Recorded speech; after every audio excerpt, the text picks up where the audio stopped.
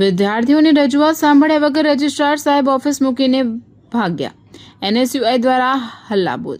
Kutch university દ્વારા તાજેતરમાં self ફાઇનાન્સમાંથી granted કરવામાં આવેલા વિવિધ અભ્યાસક્રમો જેવા કે LLM, MSW, BSc, computer science, MSc, IT, regular, public administration અને MA ઇતિહાસની ફીમાં જેમાં ઘટાડો કરવામાં આવ્યો છે તે ખૂબ જ આવકાર્ય નિર્ણય છે, પરંતુ ખૂબ જ દુઃખ સાથે જણાવવું પડે છે કે આ ફી ઘટાડાનો લાભ માત્ર નવા પ્રવેશ લેનારા વિદ્યાર્થીઓ માટે સીમિત રાખવામાં આવ્યો છે.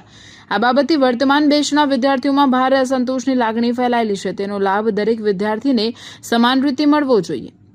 અમે નમ્ર વિનંતી કરીએ છીએ કે ફી ઘટાડાનો લાભ વર્તમાન બેચના તમામ વિદ્યાર્થીઓને પણ તાત્કાલિક ધોરણે આપવામાં આવે. જે વિદ્યાર્થીઓ અગાઉથી જ વધારે ફી ભરી દીધી છે તેમને તફાવતની રકમ પરત કરવામાં આવે.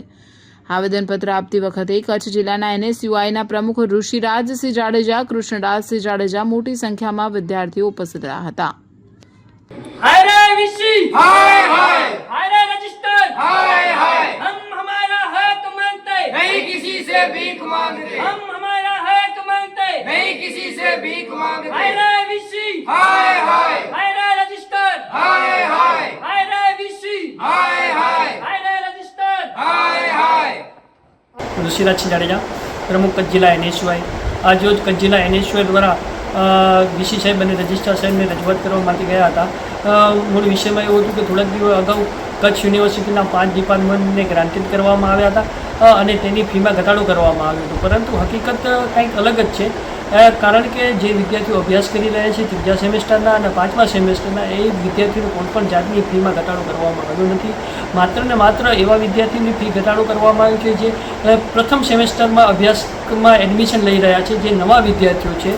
જો નવા વિદ્યાર્થીઓને ફીમાં રાહત આપવામાં આવતી હોય તો આ જે વિદ્યાર્થીઓ અત્યારે અભ્યાસ કરી રહ્યા છે તે વિદ્યાર્થીઓ શું ગુનો કર્યો છે? એક જ કોલેજમાં, એક જ ડિપાર્ટમેન્ટમાં, એક જ પ્રોફેસરો સાથે અભ્યાસ કરવા માટે બે વિદ્યાર્થી અલગ અલગ ફી ચૂકવે છે. આ ભેદભાવ ક્યાં સુધી ચાલશે?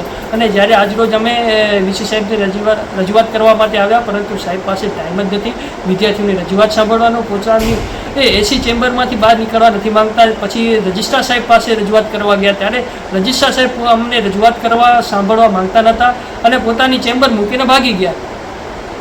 તેથી યુનિવર્સિટી પ્રશાસનને કહેવા માગું છું કે તમે તમારી એસી ચેમ્બર માંથી બહાર નીકળો. તમારી સરકારે નિમણૂક વિદ્યાર્થીઓના ભવિષ્ય માટે કરી છે, વિદ્યાર્થીઓને ભવિષ્ય ઉજ્જવળ બનાવવા માટે કરી છે, પરંતુ ક્યાંક ને ક્યાંક તમે વિદ્યાર્થીઓને પ્રશ્ન સાંભળવાની બદલે તમે ક્યાંક ને ક્યાંક એસી ચેમ્બરમાં બેસીને તમારા મોજ-શોખ પૂરા કરી રહ્યા છો.